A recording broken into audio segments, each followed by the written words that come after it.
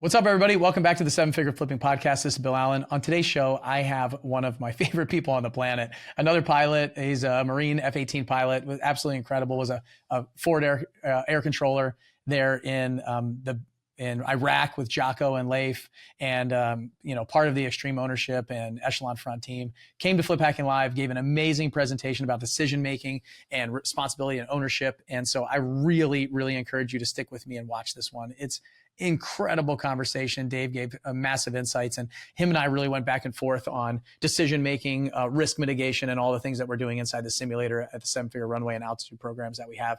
So we're also doing a replay of Flip Hacking Live. So that link will be in the description. I'm excited about that. It's totally free. Just check out the description. If you got this via email or on social media, the link will be there. Sign up for it if it's available while you're watching this or listening to this. If you watch it later, it's great content. And we have a lot of other cool things coming. You can also apply to be in our simulator with our Seven Figure Runway program. Go to sevenfigurerunway.com, drop an application in, and you can do some of the things that Dave and I are talking about here for your real estate business. How do you accelerate, make better decisions, accelerate your action taking without just being told to take more action, actually feel like you want to and need to, and jump straight into action. So without further ado, this is Dave Berke with Echelon Front, and him and I are talking about decision making.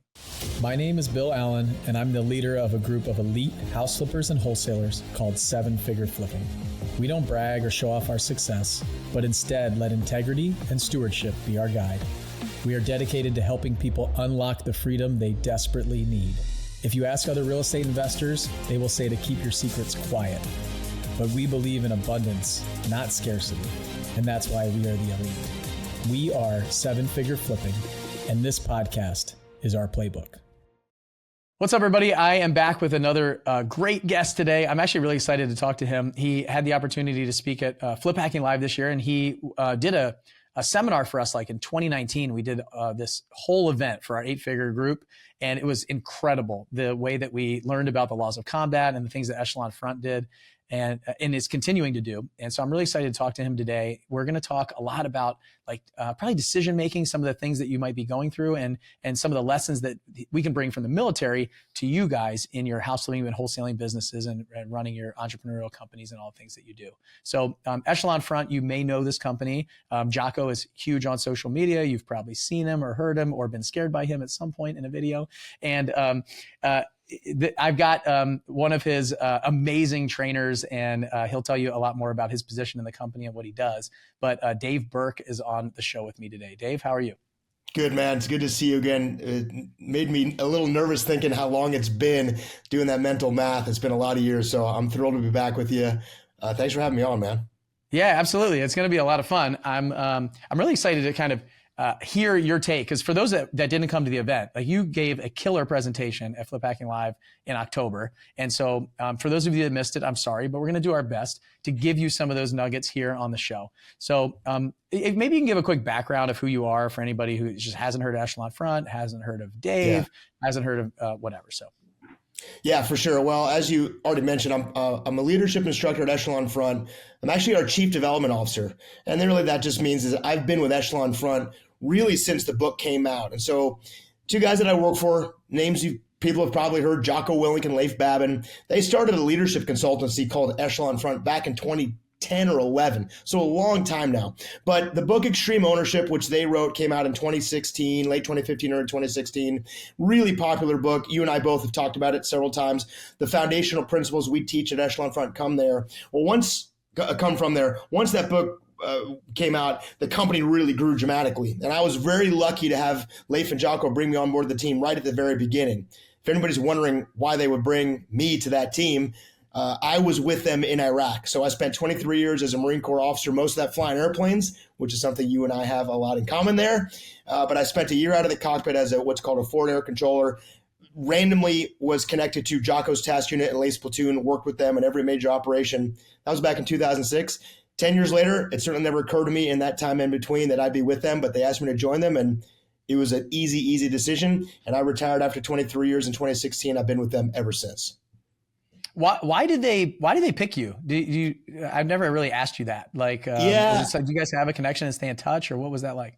Yeah, well, that's probably a better question for them than me. I scratch my head sometimes and wonder. My wife asks me that question all the time.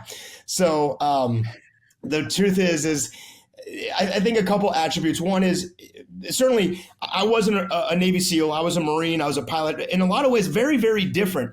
And I think one of the things that was neat about our experience in Iraq, one was that it was a really bad time and place. It was a brutal deployment, extremely violent, a very kinetic, a very challenging time.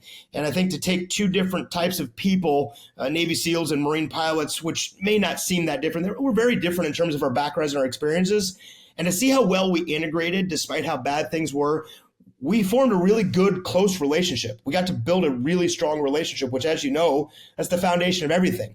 And I kept in touch with Leif, not for thinking about a job, but just because we were so closely connected that we just stayed in touch. And as they began to grow and they wanted to see how other people other than them could deliver content based on the same experiences, I think in their minds, I was a natural choice. I was pretty nervous when they reached out to me thinking, how am I going to fit in with this group?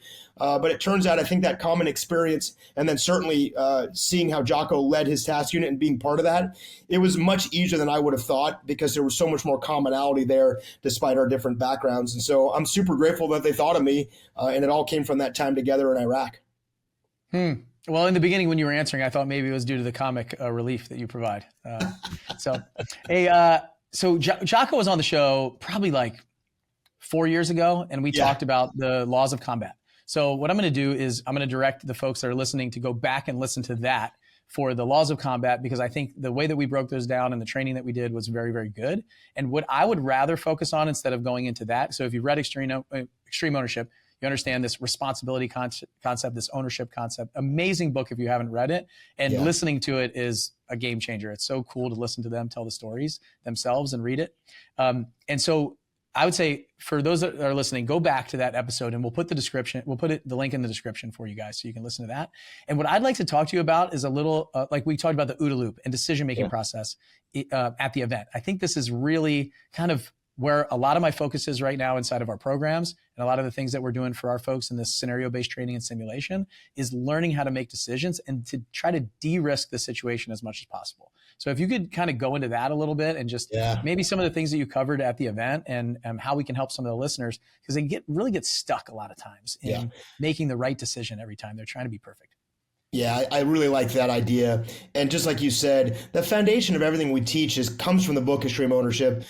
And you don't have to be in business for that book to be relevant. It's great for personal relationships, for family. So just like you said, I'm just doubling down on that. Go back and read that. Certainly listen to the podcast that Jocko and Bill were on, because it really sets the foundation for the things that we teach. The things that you're supposed to do as a leader: take responsibility, build good relationships, lead teams. But the point you're getting at when you talk about what we described as the OODA loop, which is just real quick, it's just an acronym for decision making. It was written, the concept was codified and written out by another pilot for decades ago. It really just stands for observe, orient, decide, act. So for anybody that's wondering what OODA loop is, you could Google that too. There's all sorts of information. But all OODA is an acronym for a process for making decisions. And listen, to your point, and this was, I thought, a great idea of yours, and you led me down a really good path to make it relevant, is decision making, especially as it comes to risk. That is about an everyday function of a leader compared to anything else I could think of. You're going to do that as much or more than anything else. You are going to be making decisions every single day, several times a day. And again, not just in business, not just in your company, not just in the decisions you're making for your professional lives, but in all aspects. So the application of OODA, and what I really liked about the way you had me incorporate with your attendees, was it wasn't just how do they do better in business. It was how do they do better in life. And I really appreciate listen, man, what I respect about you is you're the type of person that isn't just trying to make money, you're trying to help people. And one of the ways you help people is give them lessons, give them applications that apply to a broad range of life.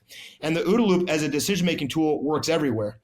When you talk about risk, I think that might be one of the hardest things people struggle with is, if this doesn't go well, what's going to happen? Well, there is no place in the world where you can make risk go to zero. We live with risk. And I think your expertise as a former pilot, you know this as well as anyone, risk never goes to zero. And I should say that we used to say this in aviation all the time. If there's one way to make sure nothing ever bad happens to you and your plane, don't go fly.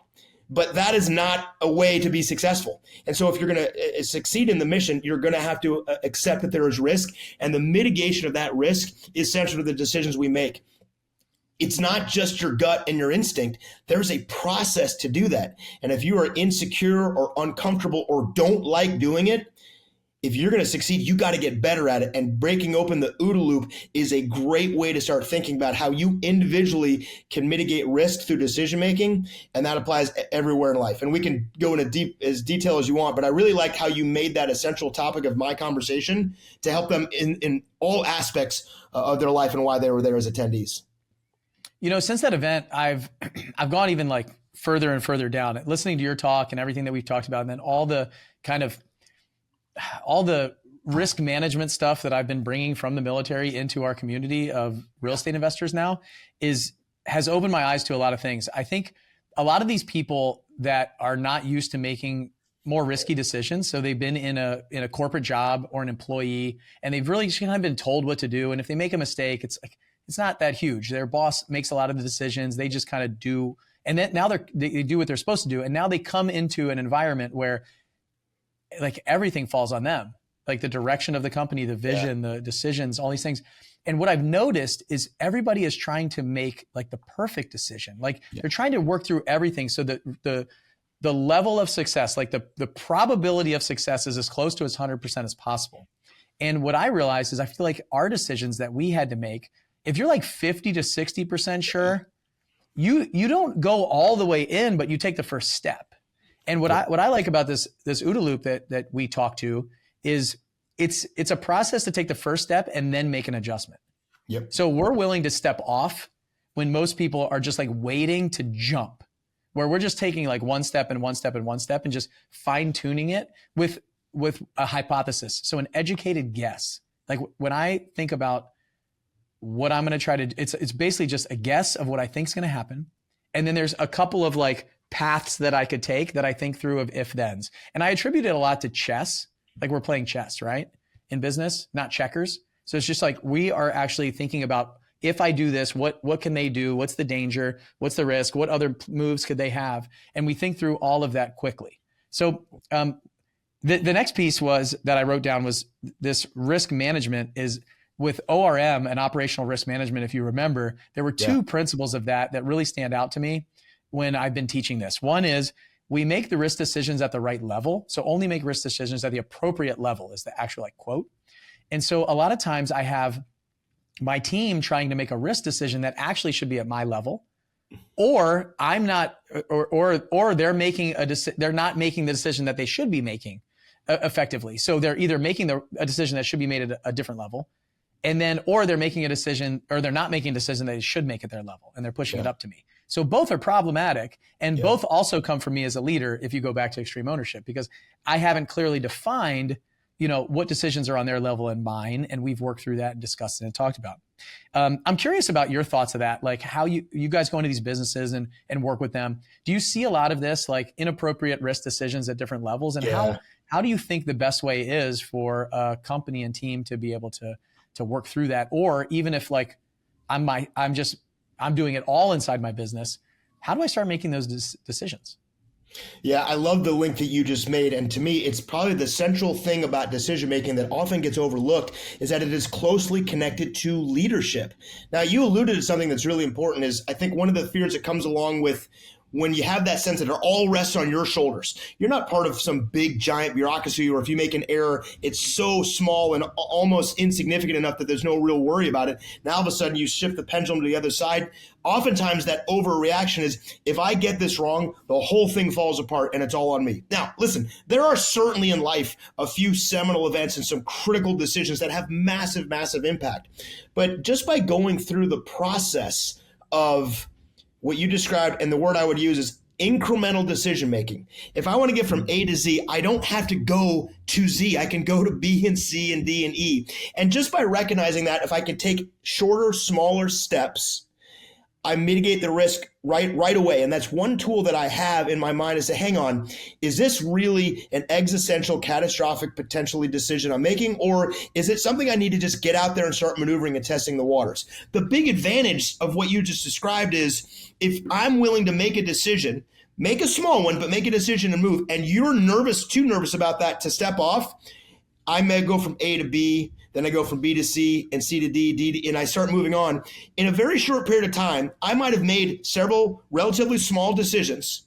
But if I look back over my shoulder and you're still there, which you very likely will be because you're so nervous about making that big leap, I have the ability to have such a massive advantage over you, even if I'm less experienced, less well-funded, I have less resources, less tools, less of a team available to me at the time. And that's the power of that incremental decision-making, which is the OODA loop, which is I got to start making decisions knowing they're going to be wrong to some degree. It's very unlikely it's going to be so wrong that's not recoverable. And the best thing I can do is take a step and go, you know what? Hey, Bill, I don't think this was the right call. Let's make a little adjustment here. Let's shift a little bit over here. Let's market a little bit differently. Let's communicate a little bit differently. Let's make some incremental changes. And then each step along the way, I get faster, I get more efficient, I get more effective.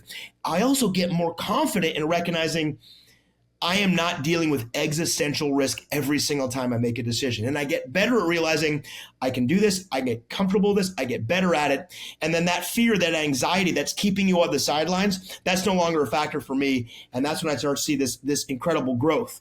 And then I think to your point, the shift of that is I also need the people around me to be comfortable doing that as well.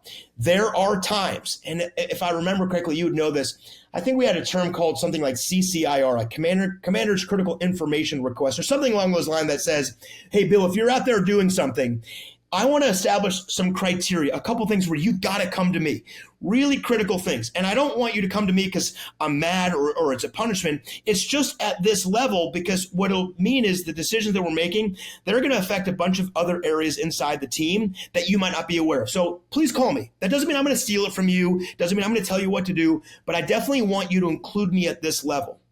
The flip side of that is I also want you to know that there's a whole bunch of decisions because of your proximity, your experience, and where you happen to be, that I want you to be comfortable making those decisions on your own. And if I can establish from a leadership criteria what you feel you can do yourself, what you feel you need to incorporate me, you and I build a better relationship. You get better at that. And then all of a sudden, the fear of getting things wrong, the fear of making mistakes, that gets diminished and diminished and diminished to the point that I have more confidence in you, you have more confidence in me. And then all of a sudden, this entire process just gets better and faster for all of us. And to be quite frank, that's how teams win. That's how you were successful. It does not work sitting on the sideline, running the numbers once more while your competition's out there in the middle of things, making things happen. So you've got to get in the game. You got to do it incrementally, and you got to build a relationship with your people where they feel they can do the same thing. I love that. As you were talking, the thing is making those mistakes along the way, both parties making the mistakes. The key that I've seen in really great teams and leaders is that they're learning along the way. Yeah. So once you make that mistake, so I used to say something when I was an on-wing. So if you guys that don't have aviation terms, when I was a flight instructor at Pensacola, we take on early students. They've never flown before. They might have flown a Cessna, but they never flown a 1,100 horsepower T6 with a ejection seat, oxygen mask, G suit, 7.5 Gs, all this cool stuff, fully aerobatic. So, and they're flying it for the first time. And I say, look, my job is to fly of the first 12 flights, I fly like 9 of them with them. And then they go to their check ride and they go fly solo by themselves, which is insane. We have 1,100 horsepower airplanes out there with ejection seats, fully aerobatic. The kids are flying on their own after 25, 30 hours. So if you're in Pensacola, just be careful. So, but I told him, I expect you to make all the mistakes, make every mistake. But if we make that mistake twice, that's when I'm going to start getting upset. You make the same mistake twice or over and over again, I know that you're not actually taking this seriously and you're not learning. And so that's the thing that I ask of my team. That's the thing that I really think about for myself is if I make a mistake, no problem, fess up to it, take ownership. Okay, I got it. What did I learn from it? And how do I adjust and tweak that next time? So that is my number one expectation for anybody that comes work for me or spends time with me or we do something together is they're not making the same mistake over and over and over again. Because what I get is that you're not learning along the way. You're not taking this seriously. You're not thinking about it. So every one of these small things that happen or lessons that we learn, as long as we're learning from it and growing and adjusting, that is how we can build and develop. So that was the biggest thing for me is as you were talking, I was like, you know what? I've seen a lot of people that they continue to make those same mistakes twice and then confidence goes way down.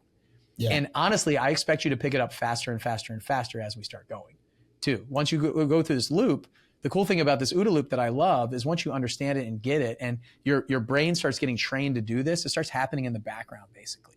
And you get better and better and better over time. And really the hard decisions, the risk decisions are new things, like new information, new decisions, new uncomfortable areas where your experience box is really small, that you have to kind of stretch it with new decisions to make. So that was something that I really encourage you all to do, is look at your team, look at yourself, and how quickly are we learning along the way to not make those same mistakes over and over and over again. Because that's something that it drives me nuts. Like, it drives me absolutely nuts. There's one concept that I've been working on recently because, I'll just say our company, I do an end of year kind of review about the company and everything that we've done. Like, it was a challenging year. 2023 for a lot of businesses, I think, had a challenging year. And a lot of people aren't necessarily talking about it, like how hard it's been. And I started thinking, because we just did an annual planning session, and some of my staff was like, I feel like I don't have the rope to make the same decisions that I used to. I feel like I'm kind of taking a step back in my role, and I don't know why that is. And we really started thinking. I started thinking about these wartime and peacetime CEOs, like a wartime and peacetime general, where I over 2 days of them saying, "Hey, like, I feel like a lot of the stuff that we used to be able to just do and like spend money and come up with ideas and just go do those things, I'm not able to do those anymore. And why is that?" And the realization I had is, like, I feel like now I'm at a point in the company where I have pulled away more, and I'm having to come back a little bit to make the right decisions. We had to make some personnel adjustments and some things like that inside the company. And I really feel like there's this wartime CEO concept or wartime general concept where sometimes, like, if you think of Undercover Boss, where the boss needs to actually get down on the floor and figure out what's really going on because they've been so absent for a while or haven't been as involved, or things have been great and they haven't had to worry about budgeting or manpower or any of that stuff because everything's been good.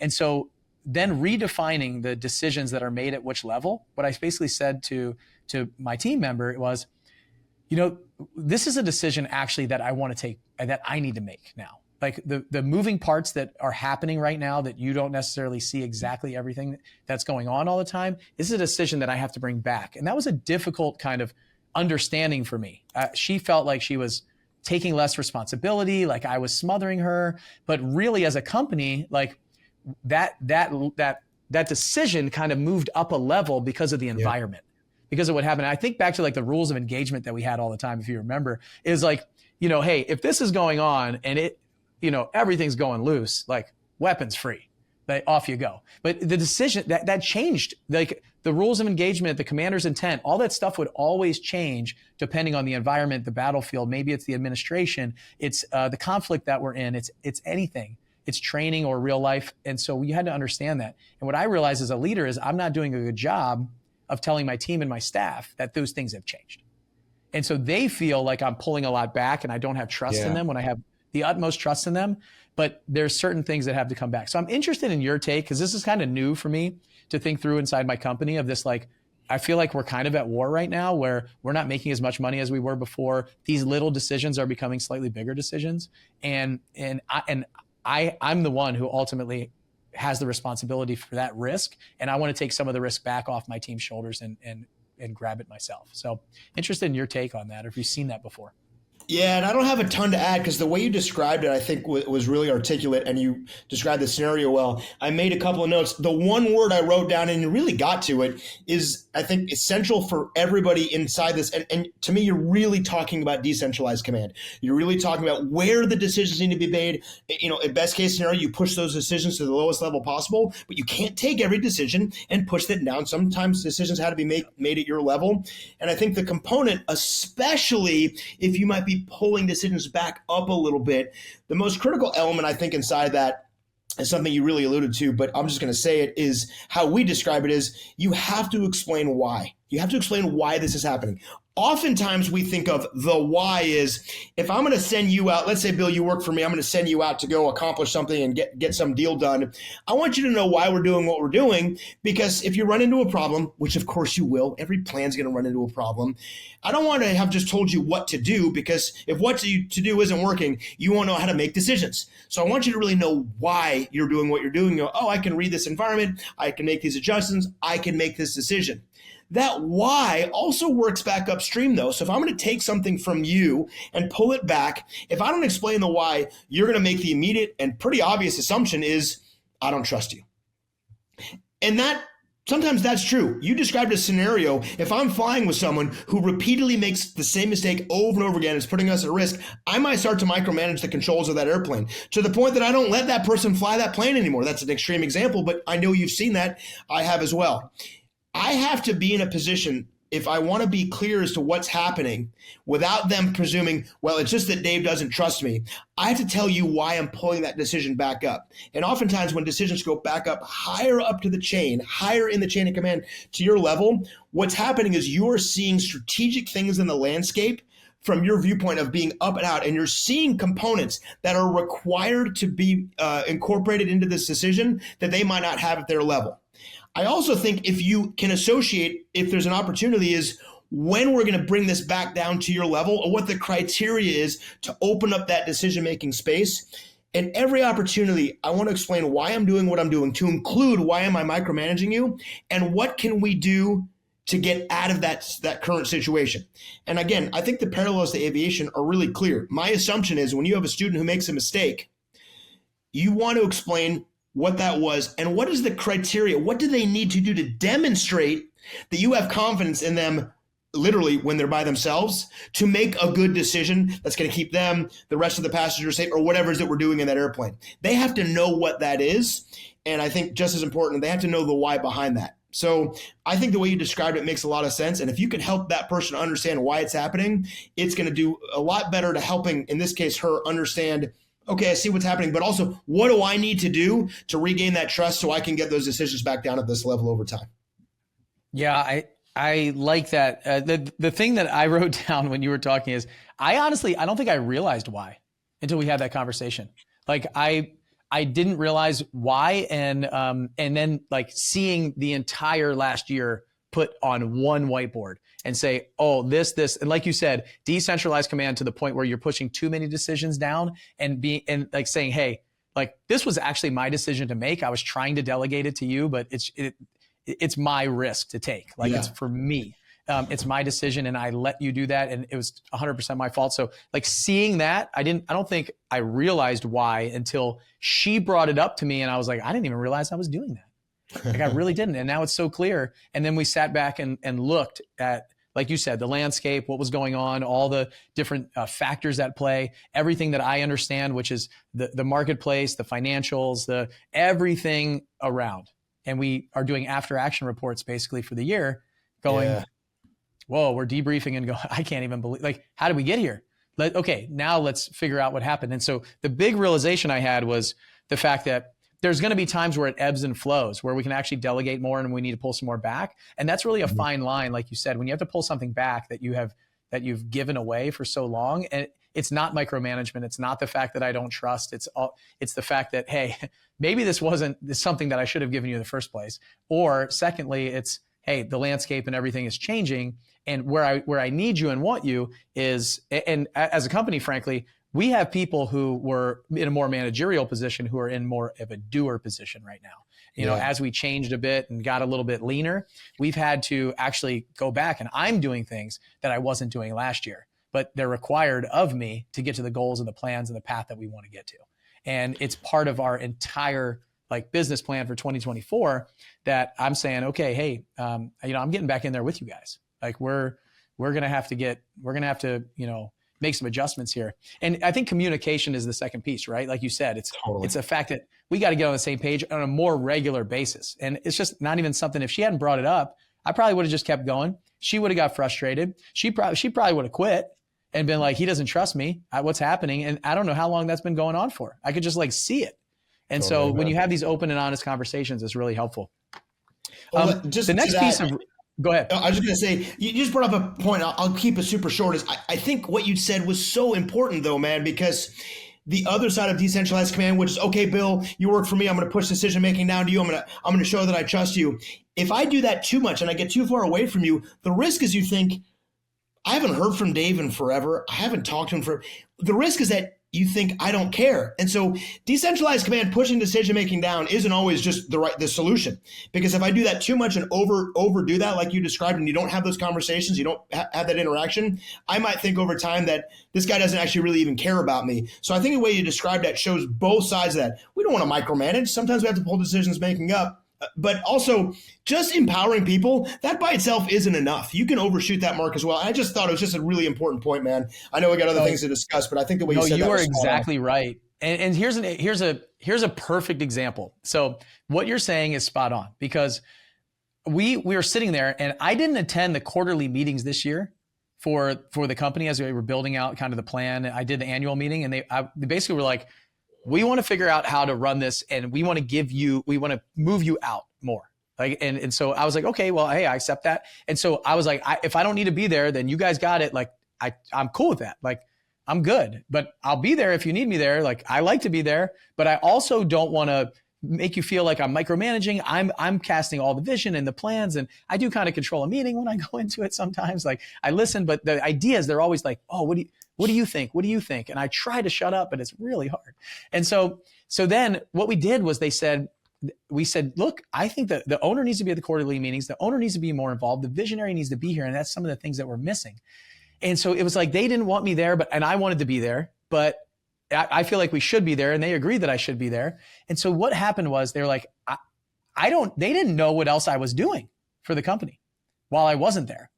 And so what we did was we took this sheet of paper, and they were like, hey, what would be great is if we could get more of your time, like to ideate and come up with things and spend more time with us as a leadership team when we're like brainstorming and coming up with all these ideas. And I was like, okay, great. Like, put it on the board. Like, let's put everything that we want Bill for this year. Let's put it on the board.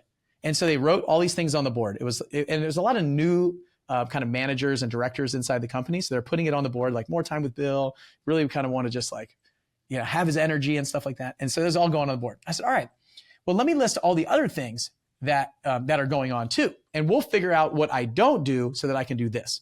And so it was podcasts, it was videos, it was like the events, the live events. It was traveling to other groups and masterminds. It was doing other people's podcasts to promote our products and our everything that we do. It was about all the other meetings that I had with potential affiliates for what we do, and money, like raising capital, and all of these things, like traveling all over to go to other events and speak from stages, and writing a book. I'm writing a book right now. And so I put all that stuff on there, and they're like, and this is just one company. Like, I don't even know how you can do all this. So it gave them perspective of all the other things that are going on that they think I'm just like, and they didn't think I was sitting on a beach somewhere, but sometimes I am.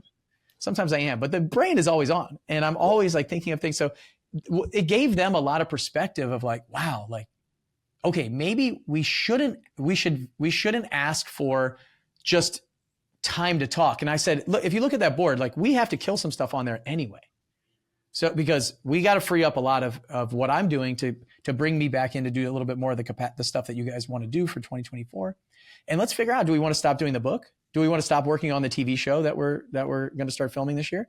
Do we want to stop doing all of these other things that are going to drive you lead sales director, that are going to be doing free unpaid marketing for you marketing director, to be at the event for you event director? And they just were like, okay, we're going to stop asking for more and more and more of you, and we're going to figure this out. And so what it did was it raised their expectations for themselves, not just for more time and more stuff and more whatever, but it said, wow, like, I'm capable of a lot more too. And so it was really interesting to see that, because I think that's piece of the communication that gets missed, especially with an owner of a business where they've never run a business. So they don't know what else goes into it.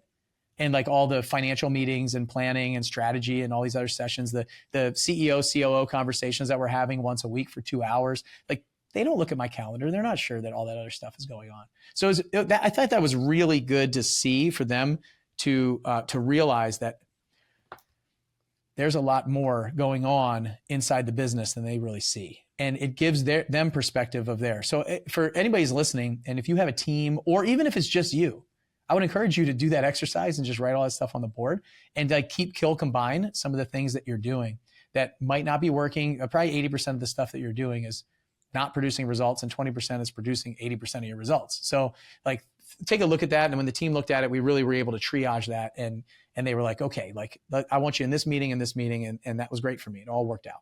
So there's something in risk. There's one more piece of risk that I want to talk about before we wrap up. And it was another operational risk management principle. So there's two that I've really been focused on. One is what we talked about, only make risk decisions at the appropriate level. And the other one is we only make risk decisions when the benefit outweighs the cost. And this is what I've been teaching a lot to our runway members and our real estate mastermind members. Is we talked about like being 100% certain that it's all going to go right. We're never going to be there. We need to take that first step. We kind of went through some of that stuff. But what I really started realizing they weren't weighing quickly in their brain that I think we do sometimes without even thinking the way we've been trained, is what is the benefit and what is the cost? So if we can weigh that and the benefit greatly outweighs the cost, then we should take that step. But if benefit and cost are even, maybe it doesn't make sense to go. Or obviously if cost is way up, it's really a risk analysis. So I was thinking about this. We would always fill out these forms for ORM before we went flying. And it was like the early pilot is like safer than that mid-tier pilot. So like under 500 hours is usually a more safe score than somebody who's like 500 to 1,000 or 500 to 1,500 hours, because those people are like, been there, done that. And that's where I got to in my real estate business when I started making some bad decisions, is I thought I could walk on water and I'd make money on almost everything. And I was $70,000 loss, $50,000 loss. I started doing too much and getting too confident. And then I got more experienced, where the more you do, the safer you are. Yeah. And so those are like the interesting dichotomy that I see in flying that a lot of people don't think about in business, is you have that middle tier where you think you got it rocking and rolling, you've been there, done that, and you just start making high risk decisions where the benefit does not greatly outweigh the cost. And so if you do that analysis, I think it's really going to help you. So I'm interested for your thoughts on that piece. Yeah, I love that, conceptually thinking about that risk curve of inexperience versus experience. And my experience in aviation was the exact same as what we saw. I think two quick things come to mind. One is the way you described it was really good. And it made me think about reminding everybody, the process for doing this doesn't change. The OODA loop is a process, or whatever the methodology is of taking this incrementally, that doesn't change. Oftentimes you get to the people like Bill who, after a while, they look like they're not even doing anything. They're just getting from A to Z. It's almost like he's teleporting himself. And what you have to recognize is actually all that's happening is that process you're doing. Of course, it looks like it's almost subconscious or natural, but it's not. It's still happening. It's just happening so quickly, and the adjustments were being made so rapidly that it seems seamless. And if we get to a place where we look at that, it looks like we're not doing that process anymore. What we'll start to do is skip steps. We stop observing quite so much. We'll stop orienting and analyzing so much. And if we get confident to the point that we're cocky and complacent, we'll lose sight of the fact that we are still going through those 4 steps. We are still doing that. Now, we might be doing it extremely fast, extremely efficiently, and making really good, what appear to be really significant changes, but they're really a lot of small incremental changes just very quickly over time. Then we can run into problems if we think we can skip steps. If our confidence gets so high that we're like, I'm immune to the pitfalls of this, then you can start running into problems. So even with a lot of experience, the process is still the same. You just want to be better, faster, and more efficient at it. And the other side, I think, to keep our egos in check so we don't suffer some of the things you just described, which we are all potentially open to falling into that trap, is when you make your first move, you've done your assessment, you've done your analysis, now we've got to make that step. Don't forget, everything to that point is just a guess. And you said that extremely well. This is a hypothesis. And sometimes my experience in the past that work out can lead me down the path of thinking, I know what's going to happen. And if we can remember, we actually don't. We don't. It's a guess. And nobody likes to say, Bill, I'm in charge. And I guess maybe we should do this. It doesn't breed confidence. You don't look at me and go, I want to follow this guy, Dave. But the truth is that what I'm telling you, it's still a guess until we get out there and start to move. And if I remember that the hypothesis, the scientific method, the first piece of truth data is when I get out there and get the feedback, I will stay a little more humble. I'll stay a little more open to the potential risk, but I'll mitigate it even more by still being willing, despite all my experience and all my success, making those changes and recognizing that that assessment was wrong. I need to make an adjustment. And it helps keeping us from falling into that pitfall, which is I get this thing right every time. And you either start skipping steps or B, forget that you're still just guessing in this hypothetical until you get out there. And the cool thing about that is the truth is what we want to know. I want to know, was my assessment good? I want to know if my analysis was good. And if I reject that and resist that and don't keep an open mind to it, I'll stay on the same path leading me in a bad direction because my ego isn't open to admitting that I was wrong. There's nothing wrong with admitting that you're wrong. Unless, like you said earlier, I don't correct that mistake. And to your point, I start making the same mistake 2, 3, 4 times. You talk about trusting that pilot. Bear in mind, too, this is sometimes your people watching you going, hey, the boss is falling into a bit of a trap here. And I've noticed the boss isn't as humble as he used to be. The boss isn't willing to make corrections like he used to be. That works in both directions, that trust. And so I really like the way you said it. The two things come to mind is it's still a process that never changes. And I've got to be humble enough to know it's still just a guess until I make the first move, and I have to correct on that truth data, that feedback that I get that tells me it turns out you weren't perfect, which is totally fine. Yeah, I think for anybody listening, an easy exercise to get started is very much, as Dave's talking, I'm thinking about this, like the way the brain works. There's like, your brain's making 20,000 decisions a day, and 5% of them are slow and 95% of them are really fast. I mean, you go into tons of examples of like driving your car and getting off on an exit that you're comfortable with and you're on autopilot. That's like the 95% like fast decisions that are being made without you even thinking about it. What we talked about earlier in the show is the new stuff that's in that 5%. Those are the really thought-provoking, like challenging things that a lot of times you get stuck. Well, the way I look at it is the goal is for the brain's trying to conserve energy. So it's running through these decisions. And as you go through them, like we talked about the OODA loop, you go through there, you do it once, you go again and again and again. And I make these similar decisions over and over and over again in this process. And it's trying to move that from the 5% to the 95%. It's just like, how quickly can I get this decision that seems hard? I'm burning a lot of calories. It's stressing me out. How can I get it to be an easier decision? And like Dave said, I thought was interesting is now you got to be careful moving too fast, because then you'll miss something. You'll skip a step. So I think a good exercise that I would give you early on is, if it's a challenging decision, it's something you feel stuck on, is weigh the benefits and costs. Like actually write them up. Like, what are the benefits? What is the likely upside of this? What's the probability of that happening? What is the downside of this? What's the probability of that happening? And you actually start sketching it out instead of just like letting it go in your head. And it's always going to pull you. Some of you might be very risk averse. It's going to pull you to the no. And some of you might be so risk tolerant that like you don't have the experience to know that you could get totally crushed. So writing it up there is really a good way to say, okay, like, does the benefit greatly outweigh the cost? Are the benefits and costs somewhat even? Like, what is the worst case scenario that could happen here? What's the probability of that? What's that going to do? What's the best case scenario? What's the probability of that? And again, all educated guesses. And if you don't have a lot of background, the hard part of an educated guess is you're not that educated.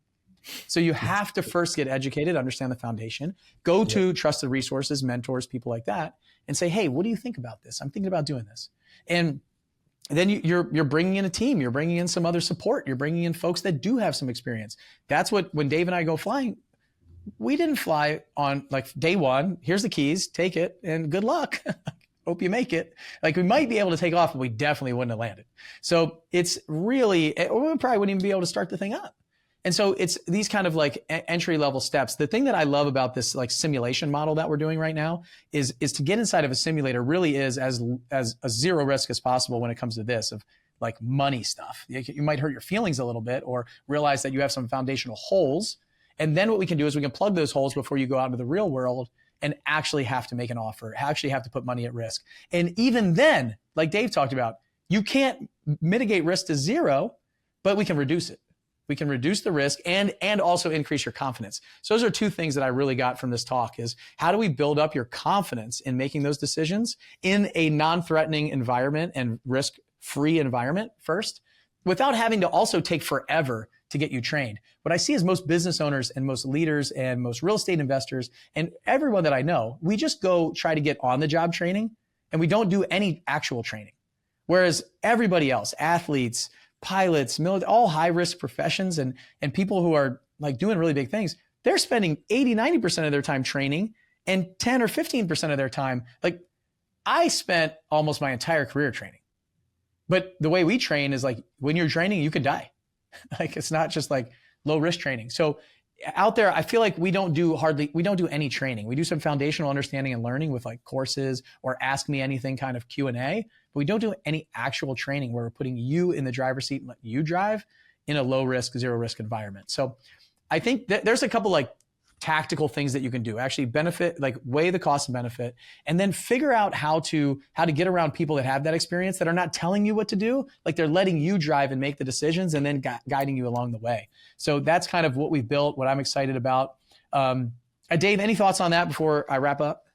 I got a little inside scoop on that when you sat down with me when we were together. And I think that concept, that simulation aspect, and how taken for granted that is for you and I, because we grew up with that, and everything we learned was practiced, in multiple different simulators before we did in the real world, and how rare that is to invest in the time to do that elsewhere. And I think there's the value proposition that is off the charts, man. I really commend you for thinking of it in those terms, because I think one of the biggest challenges people have is they're just afraid to get it wrong, which is totally understandable. If you told me to go fly an airplane without practicing it, I'd be afraid to get it wrong, and probably would have prevented me from getting into an airplane, which could have undermined the entire future. So I think you're recognizing some of the human nature there. And then what I think is a pretty easy risk mitigator of doing that. And yeah, you know what? Your ego is going to be at risk. There's going to be an assault on your ego because you're going to be proved to not be perfect. You're going to take some hits on that. But you want to talk about an easy price to pay, which was discovering that you're flawed, discovering you're not perfect, discovering you need to get better at certain things. And that confidence you'll build to go into the real world, I think that's a potential game changer, man. I really commend you for thinking of it in those terms. Yeah, I'm excited about it. And I think we're only at like the beginning stages of what I hope to be like a total movement inside the personal development industry. Cause I think like a lot of what you guys did, I went back to that in 2019, like there were exercises that were very much like, didn't seem to be business related, but were totally related. And the way that they learned, like they still remember that stuff. So like putting them in there to make the decisions and those kind of things all like shaped this kind of, I wish it didn't take me 4 or 5 years to realize that we were kind of doing it wrong for a long time, So I thank you guys for that too. Hey, how can people find out more about you guys, if they want to follow you or listen or whatever? Like, how can they learn more if they absolutely love this? And is there anything that you need that I can help you with our audience? The easiest way is echelonfront.com.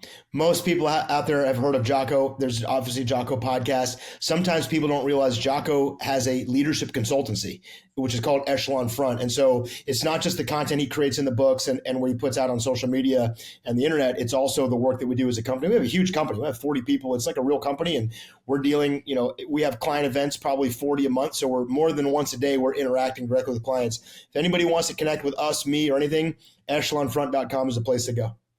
Awesome. And I can give you guys a absolute 10 stars out of 5. Like, it's absolutely incredible. Every experience we've had with you have been great. I know you guys do musters all around the country and some really cool stuff. So I encourage anybody, it's very rare that I bring somebody on the show and say, go promote your stuff.